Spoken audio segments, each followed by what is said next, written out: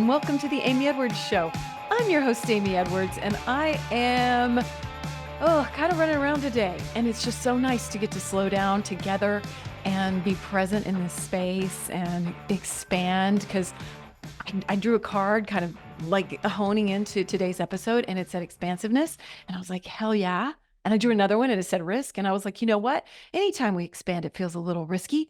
And that's cool. I love that. And I like viewing it as this beautiful expansion and what's going to happen, because risk can be negative, but it can also be really positive and really beautiful. So I'm so happy that you're here. I am so ecstatic to welcome today's guest. I'm a guest on her podcast, also like right around this time. I think she's releasing it yesterday. And so excited to have our like back and forth, because I so enjoyed being on her podcast. I was like, please be on mine, because she has so much wonderful knowledge to share. So please join me in welcoming Elise Recupero. Elise is a spiritual teacher and the founder of Fabulously Spiritual, which I love the title of, and all about approachable spirituality for the modern individual, which is very modern because she's created an app to bring this to people, which I have had the pleasure of using. So thank you for that, Elise, and welcome. And your specialty is Kundalini. And I am very excited to talk about that today, because you discovered Kundalini over 16 years ago, and you say it's one of the most complete, multifaceted practices that you've ever discovered. And I have been a yogi or yoga practicer for over 30 years. I started in college in like 93, and I love it so much, but I have not dived into Kundalini, and I don't feel like I know enough about it. So I would really love to learn more today, and maybe how we can, in a modern way, apply that to our lives. So welcome. What do you want to start with? You want to Thank you. speak to that right now? Thank you. Yeah. Thank you for having me, Amy. I'm so excited to be here. So Kundalini, I have been practicing Kundalini for over 16 years, and Kundalini is the yoga of awareness. And I kind of stumbled on it by accident. And I also don't think that there's, like you said, there's enough awareness around it, or the people that do know it maybe have a misconception of what it is. Because it's not a regular type of yoga practice. It's Right. a It's its little own, it's weird. its own thing. Yes. Yeah, it's a little weird from the outsider looking in.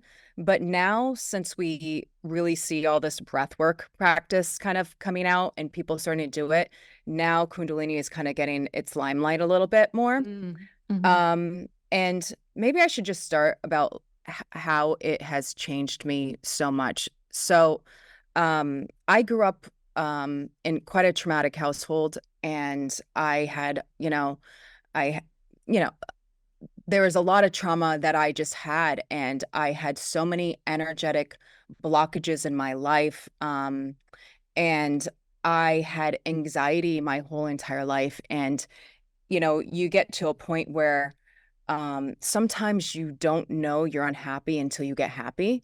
Because you don't know I any different. Why would you Exactly. know? Even you see it, but you don't know, like, Yeah. unless you feel it. Yeah. Yeah. And I didn't know that I had anxiety literally for my whole entire life until I was probably like in my late teens, early 20s. And, my life, because it was quite dramatic when I was a child, I quickly got into drugs and alcohol when I was in my early teens, and I got in trouble, and all of these things happened, and I had to go to therapy and all these things. And this woman kind of started my spiritual journey without me even realizing. So when she kind of planted a couple of things in my head that I didn't realize she was teaching me, but it kind of just triggered this remembrance in me. That's all I can really say that it Wow. was. And anyone that knows trauma knows that kids that are raised in trauma usually are highly intuitive. It is actually kind of a byproduct of being in trauma, because you awaken senses in yourself for protection in some way. And, I just want to first preface, the trauma, my house was, I grew up with two parents that literally were fighting every single day of my life. I don't ever Wow. remember a day that there wasn't screaming and like just being scared. So, Oh, that breaks my heart. yeah, that's God. okay. And at full circle, I That's forgive right. everyone, That's right. and it actually created the person that I am That's today. right. So we find Yeah. gratitude, So, right? yeah, Yeah. exactly. Hmm. So I'm totally okay with it. We've made peace. Yeah. But it led me into my journey. And I was, like I said, always intuitive, very, very intuitive, very into feeling the energy of the room just because of that experience of growing up. It was just something that always was turned on within me. So I stumbled into Kundalini by accident the first class. And I ended up in a class and I was like, I was doing, vinyasa yoga, regular yoga. And I went to this class. I remember just leaving being like, I feel really good, but that class was really weird. Like, what were we doing? Um, and then it was probably like a year or 6 months later that I um ended up really in the class again because of heartbreak. I broke up with a boyfriend. I was devastated. I was in college at the time. And I was already kind of starting my spiritual journey from my therapist. And I started reading, like at 18, I started reading like The Power of Now and A Whole New World. And The Secret, I started doing like all those things. And then I ended up in Kundalini class and I was so devastated by this breakup because I remember thinking in the back of the class, like, I was so nice. Like, what is wrong with me of why he wanted to leave me? What is wrong with me? And that was the whole reason why I ended up in this class. And I sat for probably 3 months going to the class regularly in the back of the class, bawling my eyes out, not knowing why I was crying, not even because of the breakup, just things started just moving out of me, which when I became a teacher later on, I realized, that is just a part of the process that happens for people. It's a normal thing. So I just started healing very quickly from this practice and feeling like all of these kind of little traumas and big traumas start to leave me and my perspective went from this to this very quickly. And what Kundalini does is it's called the yoga of awareness. And what it does is it awakens the dormant Kundalini energy that lives dormant at the base of the spine. It raises through the chakras. And as it raises through the chakras, it does the clearing work. And that's why people have these reactions or, emotional reactions to things. Um, and it's extremely powerful and it works very quickly. And if you have any questions, you can jump in too. I love that it works quickly too. Yeah. That Yeah. It that works was very one of my quickly. questions. Yeah. Yeah, like people can see a difference, I would say, within 3 months of practice, but you can see a difference within the first class. Like I always tell people, give it 3 times, take 3 classes, and then have your judgment, because the first class you're gonna come in, you're gonna go, what the fuck is this class? This is so weird. Why are these people are freaks? What are they doing? And then the second class, you're going to kind of go, okay, well, I let me open my eyes. What are they doing now? And you're going to kind of get the movement and the rhythm a little bit. And then the third class, you're going to be like, okay, I kind of get it now because it's a rhythmic class, and you're going to be able to sink in a little bit more, and you're going to be able to have an experience. And why I say it's the most complete practice, first of all, it's thousands of years old. It was a secret practice for thousands of years. It was only passed on from master to master. There's a reason why they didn't want people to have these powers. And what it does is it is the practice for tuning your nervous system. And I teach so much about the nervous system because I want people to understand what it does. Um, there are so many facets to this practice. So there's mudras, hand position. There's eye focus to create pressure, like with into your third eye point, or which is your pituitary gland or your pineal gland. You roll your eyes up a certain way. You're trying to put pressure on these certain glands in your body. There's mantra, chanting. There's breath work, certain sequences of breath. There's arm positions that actually use sacred geometry of the body. So all of these things put together in a certain sequence create a certain effect. And I like to explain to people, um, the easiest way I can describe it to someone, and this is what I always tell my students if they're new, it's like doing acupuncture to yourself through breath and movement. So, if you go I love into that. I love that. yeah, yeah. Yeah. And if you go into an acupuncture appointment, they put the needle here, here, here, here, whatever, because you're trying to Hmm. work on this certain thing. And then at the end, you kind of feel like you're floating, like you can feel the energy kind of moving. It's like that. And in a way. And what we do are called kriyas. So they're a set of exercises in a certain sequence. I don't make any of them up. They're ancient practices that are like a recipe or a code. And you do these exercises in these certain sequences to have a certain experience. And the yogis realized thousands of years ago, wow, if I do um, this sequence, this is what happens, or the same with mantra. If I chant these words in this way, my tongue hits the upper palate of my mouth, which has meridian points in your mouth, and this creates a certain experience. So when I chant the word Waheguru over and over again, Waheguru, Waheguru, Waheguru, it's the experience of ecstasy. If you do that for an hour, tell me what happens to you. Right. Yeah, Right. yeah, I didn't know about the meridians on the roof of your mouth. That's really yeah. cool. Hmm. Why wouldn't they want everyone to know this? Because as you it, it pretty much takes you out of the matrix. That's the best way I can describe it. That You seems get like a good thing. That seems like what we would want we for would want, people. but there's people that have always been in control. So they do not want you to know that you can have total control over your whole entire being. And it goes very beyond that as well, meaning that I personally believe that the junk DNA that they say that we can't access, this actually turns it on. Because you can have it turns on those very like mystical, what are they called? There's a word for like these occult powers. So it's like people that Oh. can control the weather, like those yogis that they say control the weather, they can levitate, they can do all these things. There's teachers that can control the weather. Like this is real. I'm not even joking. Um, and I've Wow. never seen anyone levitate, but the most similar practice to Kundalini is probably the Tibetan type of meditation that they do, like what monks do. And there's different ones. There's so many lineages of everything, but they're very similar in a way that they use the same thing. That's why they chant. Um, Hmm. when you chant, what happens is, they all you hear is the vagus nerve now. Hmm. You People do. talk about the vagus nerve all the Hmm. time. The vagus nerve is connected to your parasympathetic side of your nervous system. So that rest and relax, the rest and digest that we all want to feel all the time, you have to stimulate the vagus nerve.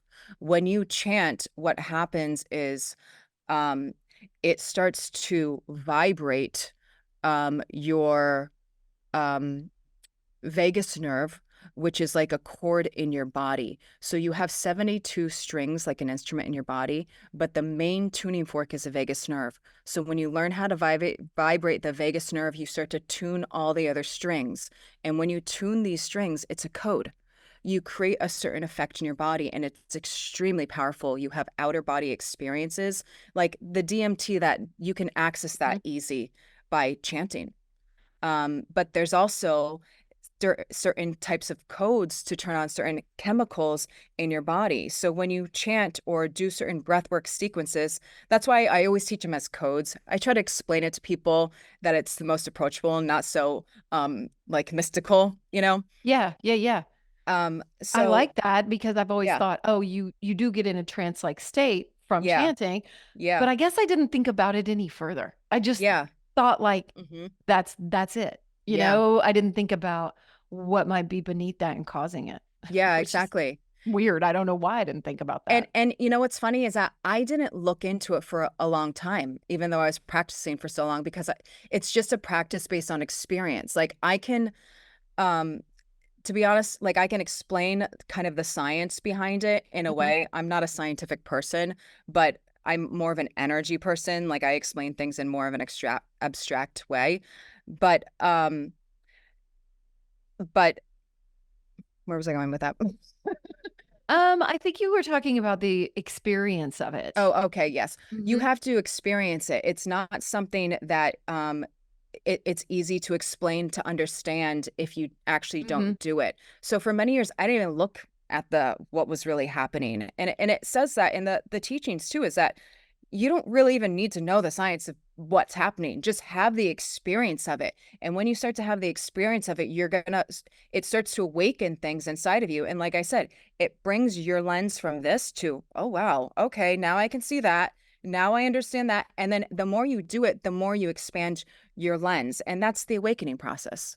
You start to Is expand your that what consciousness. happened? That's what happened to you after the relationship breakup and you felt like Hmm. you were opening? What did that feel like for you? What did that look like? Um, well, first of all, I was very disciplined. Mhm. And it's a practice of discipline. Like, yeah, you can have an experience just like that, just like you would go to like one of those breath work, like holotropic breath work classes, and you have like a very profound experience. You can have that, but to keep the energy up and to have like a full, true awakening, it takes daily practice and discipline to do. And what happened to me, is a couple things. Um, Number one, my perspective on myself started to change. Like I started to just naturally bring in more self-love, and I never felt that before. Mhm. Um, I would say that my senses, and what I mean by senses, and this is what Kundalini does as well, is that it turns on your subtle body, your subtle aspects. So your energetic bodies that surround you. So you start to get access to this field that you might have been unaware of before. And it becomes a living part of you where it's like an extension of you. I want you to think about it like, you know how they say, like, I don't know if it's dogs or cats, that their whiskers are that long so like they can feel more? It's Mhm. kind of like that. It's like you learn how to tap into this field so you can feel more outside of you, like it's a part of you. Like I can pick up on what's going over there because my radar is much more turned on. Um, Yeah, and they say then that we have that auric field that goes out yes, like a couple feet, and then there's even yeah, something past that. I learned that in yeah, Reiki. yep. I Hmm. can't think of what it's called, but yeah, and that's super interesting. Why Hmm. wouldn't we? You know, Yes. I mean, like we're Hmm. energetic beings. Why wouldn't we? It Exactly. makes sense. Yeah. And like and then you have different parts of, so like in Kundalini we believe in what's called 10 bodies.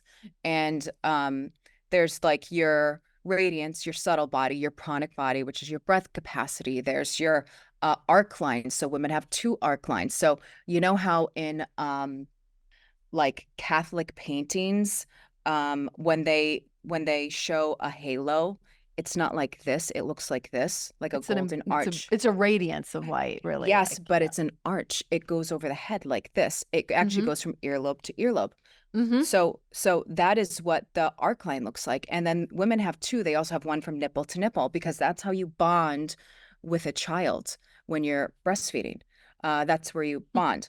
And then there's like the auric field, which is, really big, and it can extend up to 9 feet. Oh, And there's, wow. yeah, and I mean, I used to study with masters, and when I would feel like when a master would kind of like walk in a room, you could feel it because their energy was so big. Like it was like I can't explain it any other way. It just like you felt the energy walk by Mm-hmm. you. Um, Oh, wait, it- are we rocking this nipple to nipple thing all the time or yeah. Oh yeah. Women have it. oh Yes. shit, like Yeah. Yep. can you speak on that a little more? Like what's I don't know what's Yes. going on there. So the arc line is also a place that we hold our like some of our karmic relationships. Like if you Oh. slept with someone, the Mm-hmm. pattern is held within your energy. And to clear, and what they say is that you take on those karma. So like if you have a child, um, you know, the Kundalini way. I'm not like a religious Kundalini person. I just believe in the practice just because it works, but I'm going to explain it to you Great. Okay. in this sort of way. But so the arc line there, when you're pregnant, you're actually supposed to do a meditation that clears your arc line. And it goes like this. It's like you're moving water up and over your head, and there's a chant with it, and it's to clear the karmic patterns and relationships from your past. So if you were with someone else that you don't really like, if you have your child, some of that imprint of that person is actually in your child's energy. Isn't that Sure. kind of I mean, freaking scary? it is, but I did this it was like a vaginal like clearing thing Oh, wow. years ago, a few years back, and I was like, what came out, Elise, was so wild. Some people had told me about it, and I was like, I'm going to try it. And I mean, afterward, I got like just infections and everything just came out. Like Wow. it was wild. And Was it like some, a yoni steam yes, it was like thing it or wasn't a steam. energetic clearing? It was like an herbal little, almost like a tampon. It was like a little Oh, ball wow. that you inserted and left in there for like however long, a few hours or a day or Yeah. whatever it was. And then you take it out and you did it twice, I think. I know it was really weird. I wouldn't really recommend it because it was wild, but what came out was Yeah. this clearing. And that's what it was Yeah. about. It was Yep. about like, and I don't know if it was that or not. I Mm-hmm. think that just having the intention, you probably could clear the Yeah. energy, like you're saying, if you really Mm-hmm. intentionally, chant and tune into that energy. But Yeah. it's wild. You're connecting with people. We're picking things Mm-hmm. up. We're Yeah. holding them. Yes, we do. We do. We hold Shit. it in our field and we don't realize. And Hmm. like to think that I might have passed something on to my kids that I'm like, oh God, you know? Oh, sorry. Sorry, everybody. Yeah.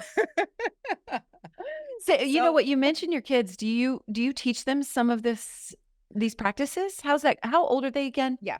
So I have two boys, 7 and 9.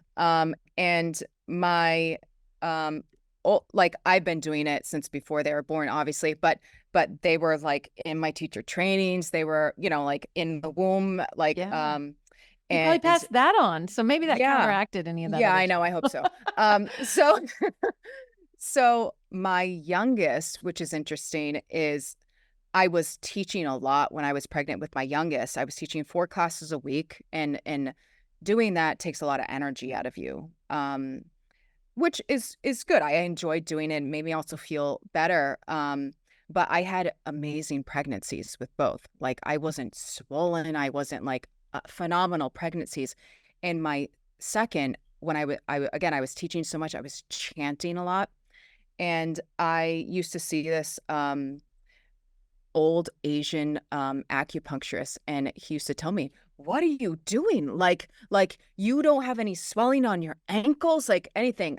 But I had acne really bad, and I had sciatica, so I was trying to go to see him, and I said, "No, I chant." He goes, "You know the secret?" And I said, "I mean, I didn't know that was a secret," but he goes, "That is the secret. It's chanting. Like when you chant with the baby in the womb, it does something."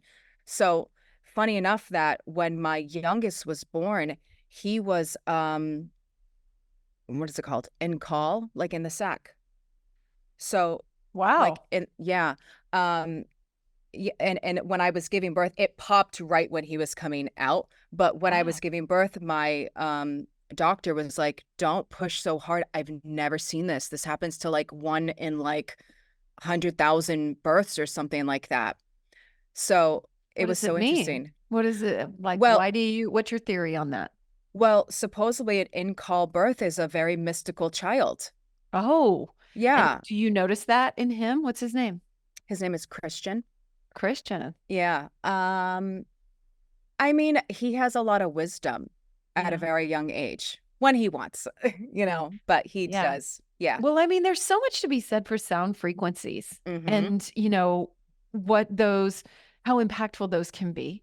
Yeah. Humming, even just like Yeah. simple things, music, why we're attracted Mm-hmm. to all these sound frequencies. And I Yes. think that sometimes we can discount those Mm-hmm. as not as impactful as something we see or something we feel, Mm-hmm. even though you can feel sound frequencies. But I just think that they get kind of the short end of the stick sometimes. So Yeah. incorporating chanting, like I haven't done it enough. I would like to do it more. And Yeah, yeah, especially if you love to sing. I mean, right. yeah, it's just so it brings you, and it's different because when you're singing something that like you write, although it's beautiful and cathartic, it's a part of you. But when you're chanting the same thing over and over again, it puts you in a loop. So and the chanting is also part of the practice because it tricks your mind. So that's why like people that do what's the meditation that like the silent one for 20 minutes. Oh my God. I don't know. And they get a secret mantra. Oh, yeah, yeah, yeah. Oh my God, what's it called? It's like the most famous, whatever. I'll think of Hmm. it. So because it tricks your mind to stay on track. So you're not thinking about your to-do list and you're not thinking whatever. But these mantras in Kundalini are a language called Gurmukhi, which isn't Oh. spoken anymore. I'm Hmm. pretty sure it's not. And it was the language based on meditation. So because they found that these words, when they were spoken, they hit the upper palate in a certain way and it stimulates certain points of your brain. So if you think of your upper palate of your mouth like a keyboard to a piano, you're saying like HUD. Like if you say the word HUD, HUD, HAR, but it's pronounced like HUD, HUD, yeah, your tongue hits the roof of your mouth, but also your navel point automatically pulls in. HUD. Yeah, HUD. Yeah. Yeah. So the navel point is a center of 72,000 nerve endings of the body. That's Wow. where you start to stimulate the Kundalini energy to rise. So when you start to pound that by just chanting HUD, HUD, and then you do a little navel pull with it, you're actually Hmm. pushing the energy. So it's something that you do without even knowing that you're doing. You know what I mean? Are you ready to uplevel your pleasure practice? I have in mind, and the main things that have helped me are the tools that I've found from Wands. Wands creates luxurious products that encourage us all to honor our body, celebrate our sexuality, and live in pleasure. With more pleasure all the time. One of my favorites, if you listen to this show, then you probably already know, is the Cervix Wand. Wands has trademarked their #1 best-selling glass pleasure wand. It's for vaginal and anal de-armoring, and it's designed for cervical and G-spot stimulation. And let me tell you, it's incredible. It's helped thousands of women become more connected to their bodies and their pleasure, and supports them to heal pelvic pain through self-yoni massage, and helps awaken more pleasure. Just recently, I've ordered the Venus wand, another trademarked wand from Wands, and it's designed to activate and awaken the G-spot and more. Also, don't miss one of their new offerings, which are free bleed blankets that can be used as waterproof intimacy blankets. They have a beautiful selection now available. But take a look around at wands.com, that's WAANDS, because they have a huge selection of incredible items like yoni eggs, crystal pleasure wands in amethyst, black obsidian, anything that your heart desires, and so much more. Check them out at wands.com, that's WAANDS.com, and use my link in the show notes to get 10% off, or simply enter my code Amy Edwards at checkout. Again, that's WAANDS, wands.com. Y'all, I have started using higher dose products, and I am such a fan. You know, I don't put anything on this podcast that I am not 100% completely behind. And I have a special discount code for you for all higher dose products. I'm so excited. If you don't know, Higher Dose is a wellness company. They have wellness tech products, they have tools, they have supplements, and they have body care. They have so many things that are hot right now too, that are really biohacking and up-leveling our lives at home, which is really cool. They have an infrared sauna blanket. They have an infrared PEMF mat that I'm so excited to be sharing about soon. One of my favorites though is the red light face mask. It stimulates collagen, it activates glowing skin, reduces fine lines, regenerates cells, and it's soft. It's not like one of the hard plastic ones, so you can kind of move it around on your body, which I've been doing, and I am seeing amazing results. I am absolutely addicted to it. I use it every single night, and I'm using it in conjunction with one of their other products, the Glow Serum. And I'm very picky about what I put on my skin, and I am loving the Glow Serum. It's specially formulated to plump and hydrate and stimulate radiant skin, which that's the goal. They have a ton of other products too. Magnesium ingestibles, magnesium body care, which has a healing oil and a serotonin soap that you can use in your bath, which I've been using too. It boosts your mood, enhances your skin, and deepens your detox, gets you calmed down.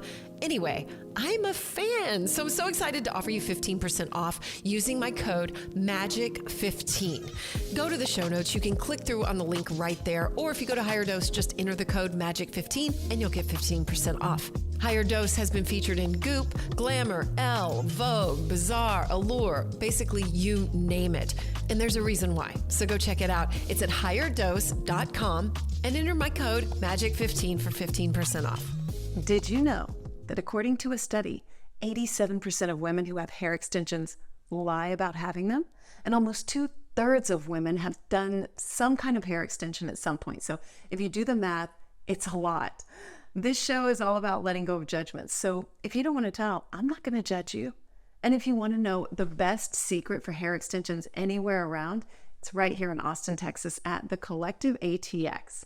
They have the most natural, lightweight, comfortable hair on the market, and they specialize in no damage to your natural hair like traditional hair extension methods, which I've tried them all. And I didn't even know that your hair is automatically damaged if the extensions are placed anywhere below your ears. Crazy, right? My hair is actually growing in and getting healthier now too. Plus, they keep all their extensions in-house, meaning that you don't have to wait at all. Not to mention color. I'm so picky, I did it myself for years because no one can get it right until now. They were named a top 200 salon by Salon Today in 2023. They've changed my hair journey. Let them change yours. The Collective ATX. Link is in the show notes. Tell them I sent you. What percentage of your day are you chanting either out loud or in your mind? Not a lot anymore. No? No, because I do when I teach. I like to chant when I teach, but I'm not as religious with my practice like I used to be honest. I think but that's part of the discipline, at least for me in my habits and practices, is like I was so disciplined that then you have the freedom. And there's like a quote from maybe Charlie Parker or some jazz musician. And he's like, you play the scales over and over and over, you master that. And then you forget all that shit and just play. And I'm like, that's what the discipline does. That's the payoff. Exactly. Yeah. It's so beautiful. Did you have one of those, like big Kundalini awakenings? I've heard different people talk about those. Yes and no. The practice of Kundalini makes it happen, but because you do the practice, it makes it happen in the safest way possible. Put it that way. That's why I've heard some things. Yeah. Yeah. Well, like drugs, they say like, do not mix drugs with this practice. Do not whatever, because you can have a psychotic, episode because of the energy coming up. And I would say, yes, what happens when the energy starts to rise, and it happened to me recently too, because when I started to get deeper into the practice again, very recently, I started feeling the energy rise faster. Like I can feel it now. And I've been through so many ups and downs with it over the years that I'm like, oh, I'm doing it again. Here we go. So, what happens is,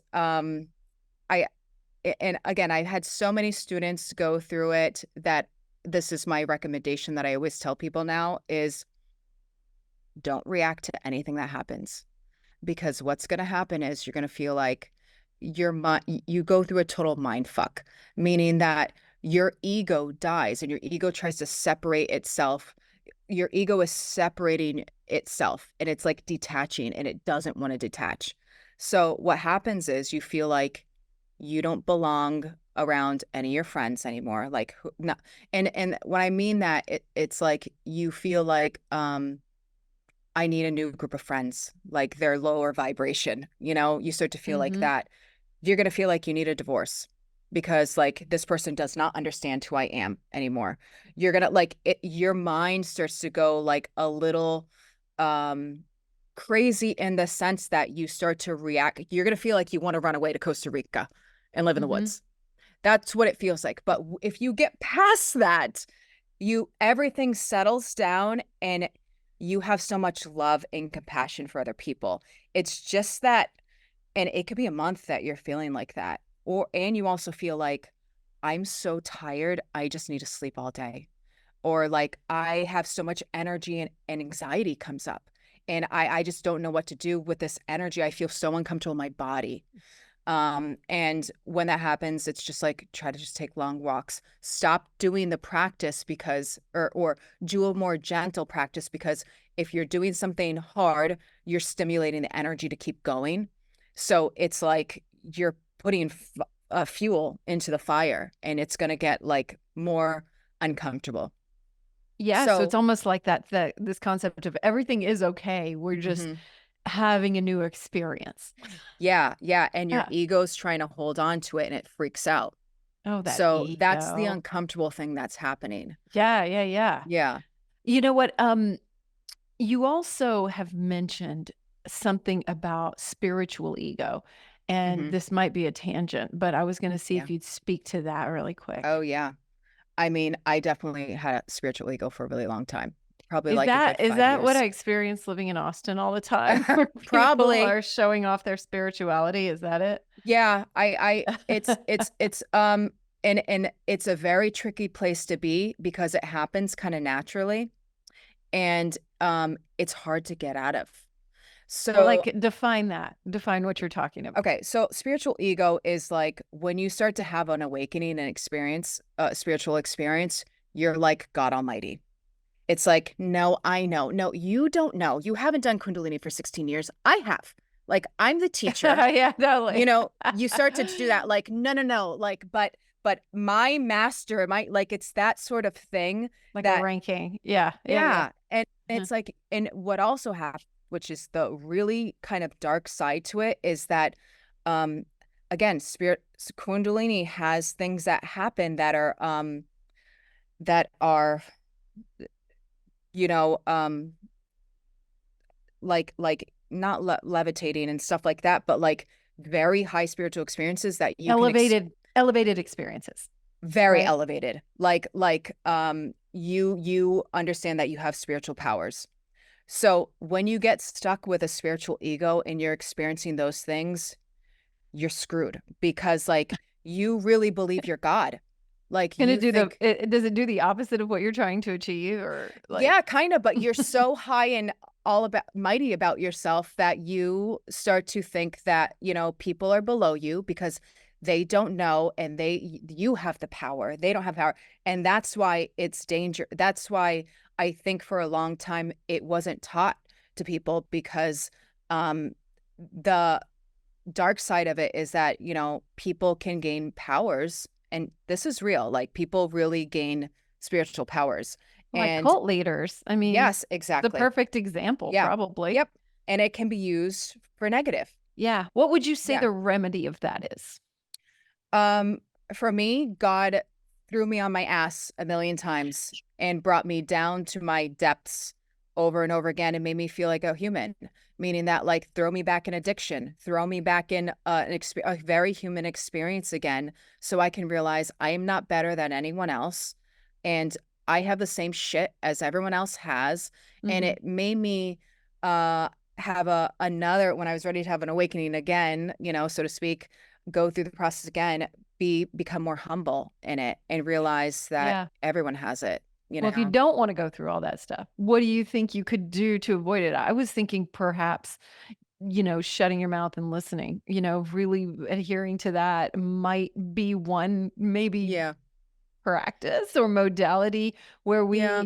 if you want to stay, I guess, vigilant, Grounded. Yeah. Hmm. vigilant and Hmm. grounded, and just like not falling into all those human Yeah. things of ego, all these Yeah. things, all those ego traps, then, I don't know, maybe there's some practices around that. I don't know what that would be. Yeah. Honestly, Amy, I think it just takes time, and I think it's just part of the cycle of experience. I think you're Maybe right. I'm Yeah. wrong. I don't know, but from my experience of it, I realized I had to go through that. Yeah. Like, I had to experience that, and I had to come down from that, and I had to experience something in a different way, and I had to come down from that. And I realized that's why my trajectory over these years has really been like this and not like this, like some people. And again, and here's the other piece of it is that I live in a not a new age place, and I live like I don't live in Where? an ashram. I mean, like I don't live in like Austin or LA or something. Like I live in Rhode Island. Like there's not a Yeah. lot of, Yeah. people like that floating around in my world. But I also think that, people's trajectory is different based on like, obviously it's destiny, but like, some people choose to go live in an ashram and they only want to be in that frequency, and it is different there. Like, I don't really think that there are a lot of people walking around with spiritual egos because they live in a very religious way. And I think when you're combining, a very normal, let's say normal life with spirituality, that's when there's this comparison that happens.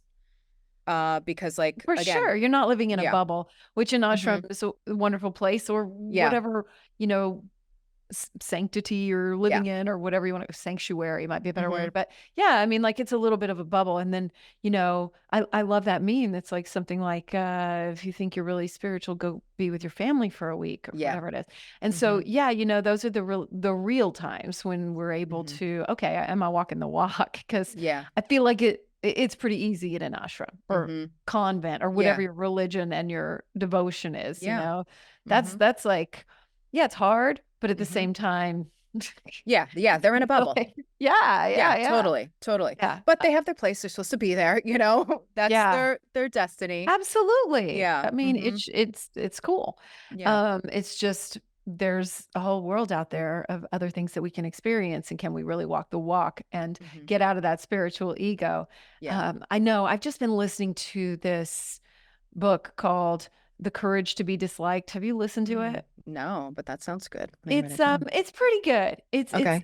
Adlerian psychology and Adlerian philosophy. And so Okay. a lot of it is about horizontal relationships versus Hmm. vertical relationships. So when you say spiritual ego, that reminds me of like these vertical relationships where I'm perceiving, oh, you are above me in Yeah. Kundalini, right? Like, Hmm. and so we're constantly gauging where we fall in these rather Hmm. than living in this more horizontal way. And I think Yeah. I like that a lot. Like just accepting here we all are in this humanity Yeah. rather than getting caught up in that spiritual ego. Yeah. I love that. And Mm. what I found with that too is that that's where the trouble lies in any sort of spirituality, is because they put someone on a pedestal, and that's where they become the guru and they manipulate you. Yeah. And, that's, and luckily I really never was there. So here's the dark side to Kundalini is I don't know if you know or heard or whatever, but Yogi Bhajan, who's the teacher that brought it over here, it came out like probably like 4 or 5 years ago, maybe 6, I don't know. That obviously he was doing stuff he wasn't supposed to, and like whatever. I don't know all the stuff, but there were people, and this is where Kundalini gets a bad name, is that it looks very culty. People wear all white, they wear the turbans, they wear all the things, they do these certain things because that's the practice. You were supposed to do that. As a teacher, you have to sign a teacher contract, which I Mhm. did. And I felt like I signed my life away or something. And I struggled with for years that I freaking signed something because I'm like, did I Wow. just sign up for a cult? Yeah. So for years I struggled that I signed my name on some sort of thing that as a teacher I wasn't allowed to do this. I wasn't allowed to drink. I wasn't allowed to do this. I wasn't allowed to. So I literally had so much like almost religious guilt for such a long time, thinking that like I'm a fraud. I can't teach because I'm a human. Like I'm Wow. gonna have a glass of wine with my husband. Am I have to hide this from people? I used to think Wow. that. Were you signing up, committing for the rest of your life or for the time that you're a teacher? I have no idea, but I put my name on something. I put my name on something to say that I wasn't allowed to do any of these things. Right. Luckily, it wasn't legally binding. Yeah, So, yeah. exactly, exactly. But Wow. yeah. Wow. So Okay. Yeah. so he fell from grace, which Hmm. was in my opinion, the best thing that ever happened, because it, for once, all these people that kissed his feet and worshiped him, which thank God I never did. I was always like, when I got into Kundalini, I didn't become a teacher for 6 years because I kept being like, do I trust these people? Like but the practice was so powerful for me that I kept doing it. So I kind of was always in, 1 foot out. That's why I called myself fabulously spiritual, because I'm like, I'm spiritual, but I don't know about them, you know. Yeah. I don't know if I'm going to be that. So, um, all of these people were so up in arms that their leader, their guru, did all these things, and I was kind of like, you were worshiping him. Like, that was the problem. And for me, I thought it was the greatest thing ever, because I'm like, he's a human. Guess Yeah. what? I'm a human too. And that's when I started my business. That's when I Nice. actually finally came out and did it, because That's that horizontalness, right? That's that like we're yeah, human. Guess what? You're human too, and like exactly. rather than Hmm. living up on that pedestal. And Yeah. I like that a lot. And then look at the impact that it had on you. Mhm. Because it almost gave you more permission, I guess, Yeah, to make it your own. Like it's exactly. okay because Hmm. look what happened there, right? Yeah, yeah. And like you're saying, like, making it my own because there's rules with it, which I also Right. didn't like.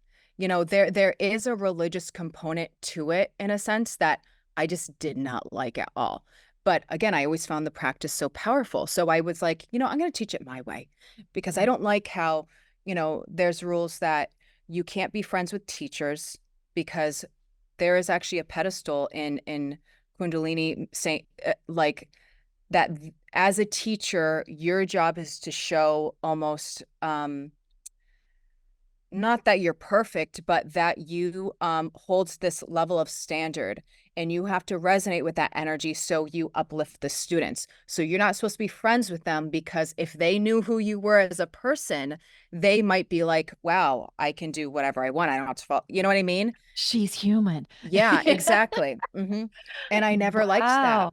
Yeah, I was just reading something today. I'm sure it was like a meme or something, Hmm. but it was talking about, oh my God, I just lost it. Shit. Oh, it was talking about rules. And Hmm. I feel like just God, there's just constant Hmm. bombardment of like, this is how you're supposed to eat, and this is how you're supposed to do this, and this is how you're supposed to do this. And I'm like, quit acting like everything is one size fits all. And it was talking Hmm. about everything is not. And that's one of the things I talk about in the show is like, Hmm. take what works, leave the rest. It's Exactly. okay. Find Hmm. what works for you, because we are not all the same. Yes, you have these systems that Hmm. have been developed over thousands of years, but that doesn't mean that you can't tweak them. Exactly. Yeah, Says no. who? Yeah. There's no Kundalini police coming to Yeah, get you. I know. Thank God for your I thought contract, there was once upon a time. I didn't know. I know. Yeah. I know. And you had to live in that world Hmm. of Yeah. like breaking out of, Hmm. and that's almost that risk and expansiveness, right? Yeah. Breaking out of that and then going like, oh my gosh, Hmm. everything's still okay. Yeah. I'm still here, Yeah. like it's Hmm. wild. Yeah. Yeah. Well, it's funny because for many years, so I think I told you in a when we were talking before, that I'm not a big drinker. Like, I'll have a glass of wine, whatever, but alcohol is not my first thing. I actually prefer pot. Okay. I would, Sure. like, if I would choose anything, that's what it would be for me, because it's just more expansive for me. I Hmm. go into energy, and it feels like it's more expansive. So put it this way, with the rules, I broke every rule of Kundalini on purpose, because it said, don't do this. I was like, well, Nice. I'm gonna do it and see what happens. I love So, that. yeah. And Yeah. what I found through my, again, 16-year journey of like experimenting, of, you know what if I put myself in that lower state that I used to be? How quickly can I get out of that again? Now that I know this practice, what happens to me when I get out of that again? And, what I found is, some of the scriptures that they write and in the teachings, it is true, and I had to experience that for myself, of what it does to your brain, why they say not to do it, because it stops spinal fluid, and it does something to the spinal fluid and Hmm. the fluid in your brain, and when you smoke pot. So it kind of, and it was also, what it does is it your subtleties, your sensitivities, that you experience when you do practice, that goes away. So you can't really feel that as much. And when I would come back and start to do my practice again, meaning that like I would stop smoking and I'd be like, you know what, let me start again with my practice, Yeah. I would feel how heavy it was and how hard it was for me to kind of get out of this cloud. I was in like a very Wow. dark cloud. And not dark as in like depressed, but like it was heavy and I would get headaches when I'd practice. Wow. So yeah, because my brain was trying to kind of reconfigure itself, light up the places again that I originally lit up when I was meditating, but they were turned off when I was not doing it and smoking pot. Wow. So do you ever Yeah. smoke pot anymore? I mean, now that I'm practicing again, no, because I really don't mix the two together. But sometimes I'm like, you know what? Wow.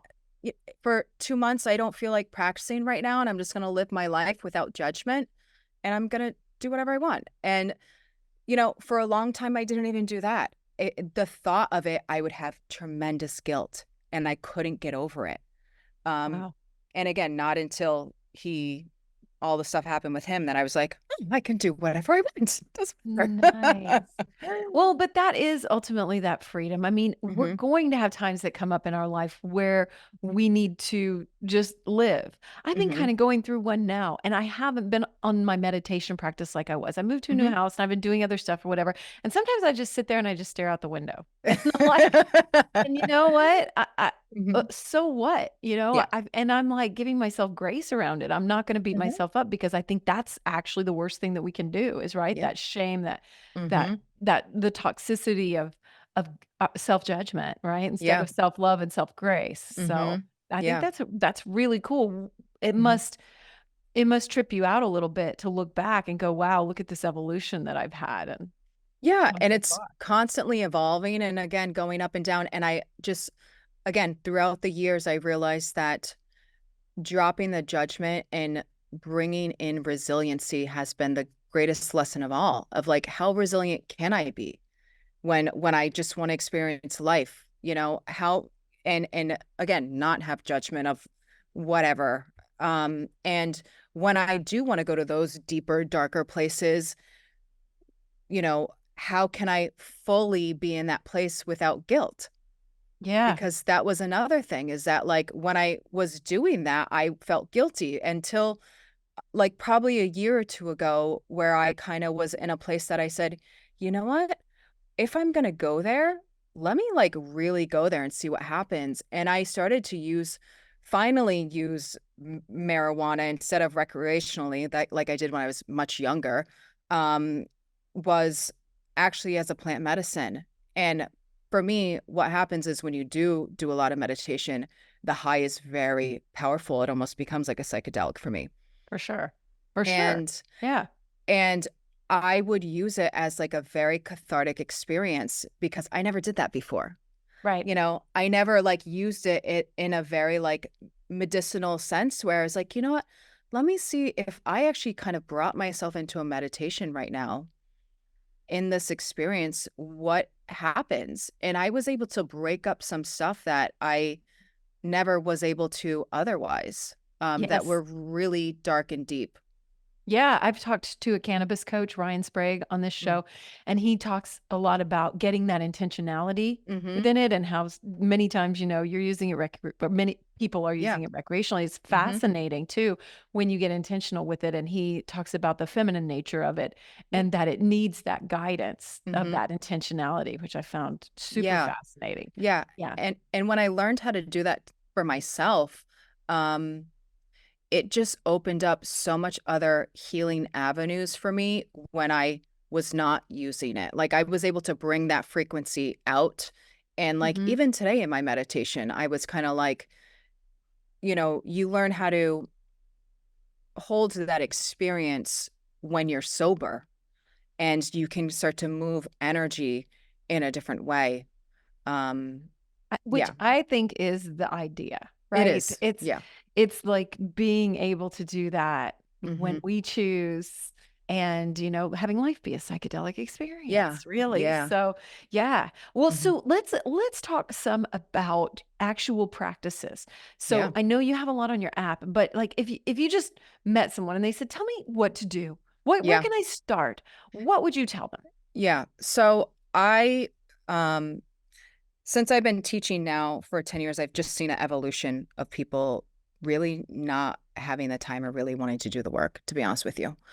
So, Imagine that. yeah, Wait, we I want it know. to be easy? Yeah. Okay. So the I'm things that, guilty. I'm guilty of that a yeah, little bit. well, Not in all things, but in Kundalini, I'm like, give me the yeah, shortcut. yeah, most people want the shortcut. So I'll show you something right now. I mean, you probably know this already because I teach this one, but what works the nervous system is the most powerful practices. It's because it's what makes you feel amazing. What Yeah. makes you feel whole and complete and in control of your being. And when you have control over your breath, you feel like very expansive and radiant. Like who doesn't want to feel that, right? Right. So if you just put your arms out and flex your wrists, and if you both arms will be out, but I can't, you can't see me the whole frame. So I'm you're going doing to it. inhale up, exhale forward, inhale up, exhale back. And it's in and out through your nose. Yeah, you can Right. make it really Exhale when you slow. turn, right? Yep. Inhale up, exhale forward, inhale up, exhale back. This actually changes the chemistry of your brain fluid. You can do it for 3 minutes and just sit after with your eyes closed. And it's really powerful. And It's on another your one, app too. yeah. You do this on your Yeah. app. Yes. Yep. And another one is if you sit here and pull your middle finger up and down. So it's inhale Okay. up, exhale down. Does it matter which Both arm I do that both with or arms both? out, both arms Both out. arms out. So So middle finger to like the center of my hand, yeah, it up and really down. Do hurts your I floor. inhale in and exhale Inhale out? up, exhale down. Inhale up, exhale down. That for 3 minutes. Again, works the nervous system. Yeah. I'm sitting here doing it right now. Yeah. And Wow. then you can sit down with your eyes closed and just meditate after and just feel the changes. And it happens quick. So you can just do that for 3 minutes and you're good. Good. I love that. I like Hmm. something that people can take away and feel like that's manageable. That's Yeah. something that I can actually Hmm. incorporate because I don't even know where I'm going to find a Yeah. Kundalini class or Yeah. do I have to go on YouTube or whatever. I Hmm. don't know if YouTube Hmm. would have the same power as an Yeah. in-person class, does it? Yeah. I mean, Maybe your app does. I yeah, mean, group energy is always more powerful. But agreed. listen, it works. It works if you just do it, you Yeah, know. Um, the other thing that I started teaching, which is kind of the new direction that I'm going, is that I really wanted to give people the power to um not only access their nervous system quickly and help to strengthen it, but tap into their heart frequency because the heart frequency is the thing that's going to change the world. If people do not know how to access their heart and bring the energy out of their head and into their body, which Kundalini practice does, but again, people don't have time and they don't really want to spend that long of a time doing the things that get you there. I spent probably the past year trying to figure out the shortcut for people. And I realized, and I'm writing a book about it, so that's why I'm going to share it. But great. I realized if you just say this mantra, it's good. The book's going to be called Eight Beautiful Words. Oh, I I love I it. love my life loves me. Oh I my love God. my life loves me. Elise, Yeah, that's on repeat in my head. yeah, Um, uh, I love life, life loves me. I yeah, mean, I say that when I'm falling asleep. I yeah, say it when I wake up in the morning. Oh my yeah, God, I don't say yeah, it in 8 words. I think I yeah, say it in 6. But yeah, holy shit, wow. yeah. Okay, I feel But really validated right now. But if you close your eyes and say it from your heart, it activates your heart chakra. Well, I'm doing it all the Yeah, time. yeah. And then but what I realized is through that, you can bring it to any hard circumstance in your life that where you feel tension, it automatically alchemizes the tension in your body. And like I use an example of when I'm sure you've probably experienced this because you have kids as well, but I was watching my son a couple years ago play baseball. And I don't know, any parent that their kid is not good at sports, you like literally sit and you're holding your chair. Like you can barely watch them. You're like, oh my God, I can't. Like, what is this kid doing? And you like want to run out on the field and be like, stop, you know? So I started to, anytime I felt tense, I just started to bring this mantra to it. And automatically I got rid of the negative energy within myself, but the whole situation changed in front of my eyes. So we How'd it can, change? like, he stopped doing what he was doing. It's like, Really? yeah, it's like you can start to alchemize things in your life by using this mantra, by just changing the energy within yourself, by Wow. opening your Yeah, heart center I and holding agree. space. Yeah. Because what that does is it gives you the ability to hold space for someone Mhm, without judgment. And again, you're not in your head anymore, you're in your feeling. So mhm. whatever in our head and we're being logical and thinking about things, we try to manipulate things, you know, we got to cut the head off. You got to go move from down here. This is where we get in trouble. Yeah. Yeah. Yeah. I mean, that's when you're like cringing, like, should I run out there and help him? Should I do Yeah. something? Should I Hmm. text the coach, you know, or Yeah. whatever it is? And Yeah. instead it is very nervous system tied too. It's that Hmm. relaxation. Hmm. Because I've had that sense many times and I'm like, look at me. Why can't I relax? And so, Hmm. yeah. And then you're able Yeah. to like, this is life. Yeah. So, oh, that's a So, good one. I love yeah. that. And congrats on this book. That's Thank exciting. you. It's a work in progress, but it's What isn't? yeah, I know, I know. But it's going to be a gift to show people how to do energy work I love that. in again, a very approachable way for someone that's not like a woo-woo person. And I feel like that is my greatest gift to the world, is that I understand that, but how I can tell someone that it's really approachable and we can kind of meet for someone that doesn't really live in that world. And they'll be like, oh, okay, I get how to do that now. Maybe that's one of the benefits of where you live, right? You're encountering people Yeah. like that all the time. You're like, how Mm-hmm. would I, how would Mm-hmm. I m- help someone understand Yeah. this in a really Mm-hmm. like non-off-putting way, right? Yeah. Yeah. When you said energy work too, one of the things I wanted to ask you was, do you have any hacks or simple things that you are always a go-to for you when you want to clear energy, when you can feel some stagnation, or something that you would tell someone to do if they're feeling just like a stagnant energy? Yeah.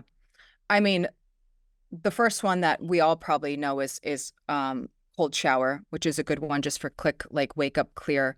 Or any Um, shower, frankly, to yeah, me. I'm like yes, any yeah, shower. that's true. Um, Yeah. well, again, the reason why I said Kundalini was complete is that hydrotherapy is a part of Kundalini practice as well. So the Oh, cold shower is actually a practice from Kundalini Yoga. huh. Yeah, and there's a way you do it too. That like we don't do cold plunging. There's a way you cold shower. But anyway, Hmm. um, and I can explain that too. But Do you do it, it? Do you do it? yeah, I do. I don't do it every day. I used to, but Hmm. yeah, I do dry brushing first, and I do the cold shower. Oh, And nice. there's a way to massage your calves with like the top of your feet. You don't put your top of your thighs in. You don't put the top of your head in, Hmm. because supposedly there's a calcium magnesium balance in your thigh in the bone, and when you put it under cold water, it does something to it. So Wild. Okay. I don't know. That's what's written. Um, but yeah, so what I do is when I feel like, so I had this recently, and I also used my mantra to break up the energy of like sticky, almost the best way I can describe it is like jealousy, competitive, like that sticky, yucky energy. I don't like to be like that with anyone, but I can feel sometimes when there's a cord attached to me. I don't know if Mm. you know what I'm talking I about. do. I do. Absolutely. Yeah. So when I feel that, what I do is I sit with it, number one, and I really feel that cord. And then I will bring in this mantra and I will massage the cord. First, I start in my heart. I open the heart center, and then I bring the I love my life loves me to that negative cord. And then I bring it to them, because what I find is once I start to bring it to them, I actually see the whole picture of what's really going on with them, and why, um like, you're able to start to see all the facets of the energy of why they're feeling that way or projecting that. And once you kind of alchemize and neutralize that energy with them, it's gone, because you have the compassion and understanding now. So you were just able to move your lens from this to this and say, okay, I can hold space for you now. That is so good. Yeah. Yes, what a wonderful practice. Because Mm, I've had those times when I sense it, and that to me strikes me almost as a form of prayer, but it's mm, almost mm-hmm. like prayer action. Yeah. It's like Yeah. really energetic prayer action or Mm-hmm. something like that. So that's What, really, really cool. what do you like to do? I'm just curious. Um, I just got asked this when I was recording yesterday, and it comes out next week. But a shower is just one of my main ones. Okay.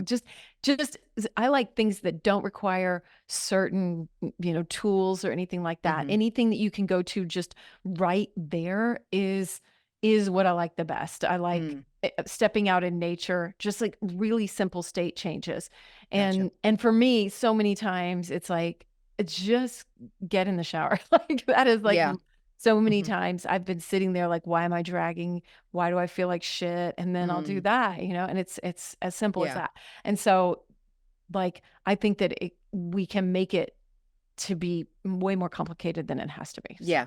Yeah. that's a big No, you're right. So my answer for that would also be a bath then, a because bath, I'm a great bath one. girl. Yeah. Mm-hmm. Yeah, yeah, yeah. Yeah. All right. Well, as we're drawing up on time, Mm-hmm. and I just want to turn it over to you. Is there anything that we missed that you really wanted to talk about today that we could now have a conversation about, or is there anything that you want to reiterate or anything on your heart that you want to talk about? Yeah. Um, I would just say the one thing that I share a lot is nervous system practices. And I like to talk about this in a way for manifestation. And I think manifestation right now is such a trendy topic and trendy Big word. time. Yeah. Yeah, that I'm kind of like, oh, I really don't, not that I don't like it anymore, but I'm kind of finding that it's so superficial, and it's kind of bothering me now.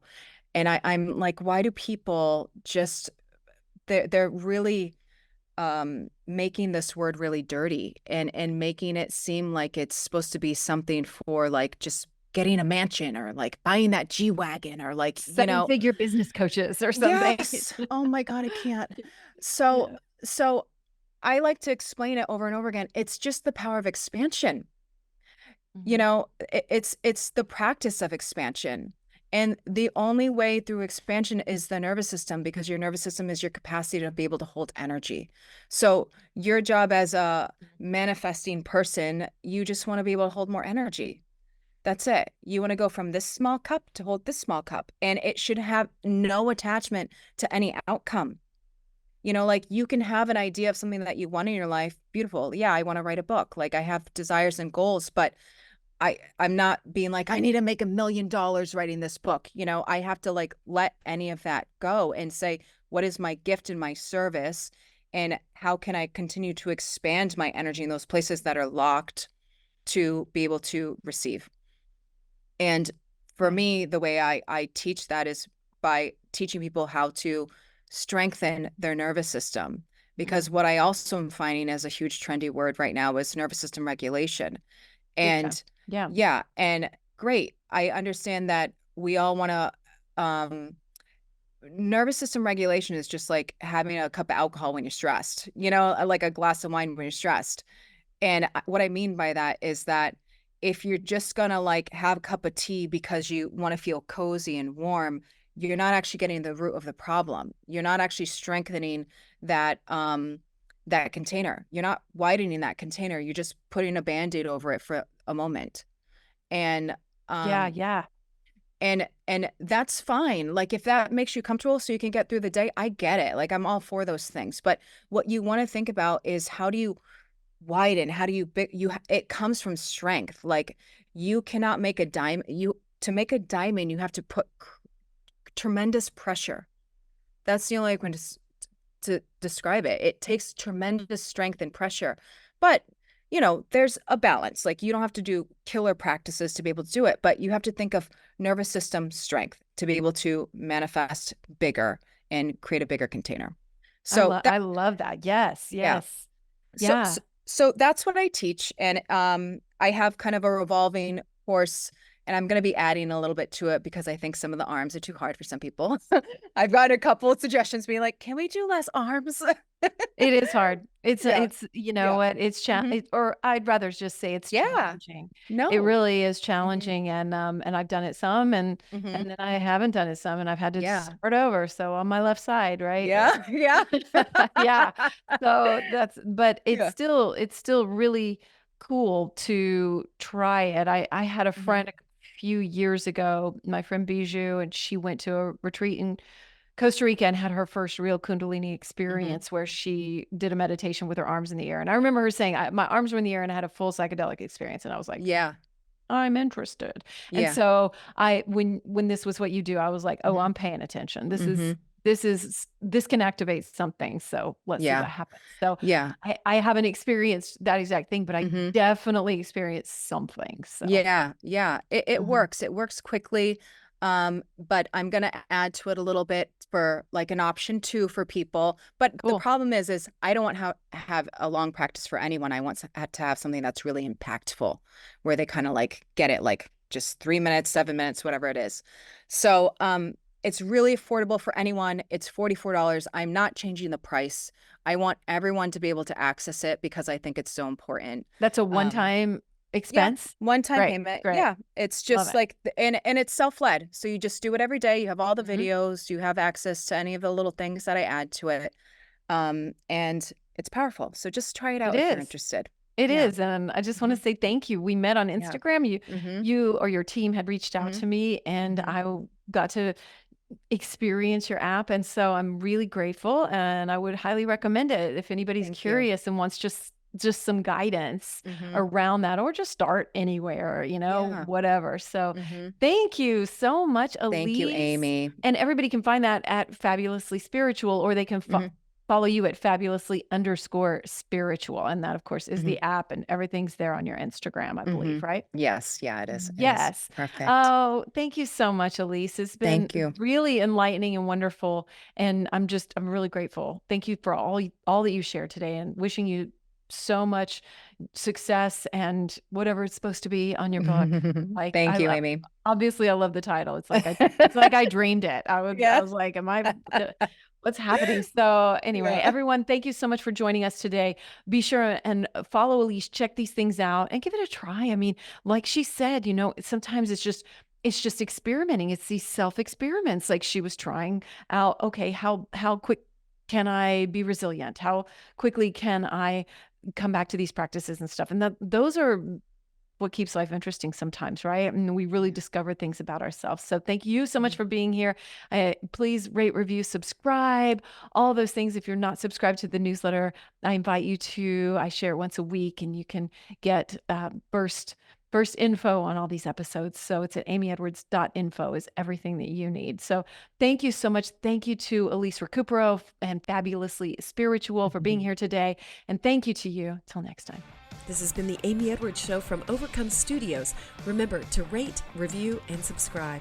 And thank you so much for being here. Sign up for our newsletter at amyedwards.com.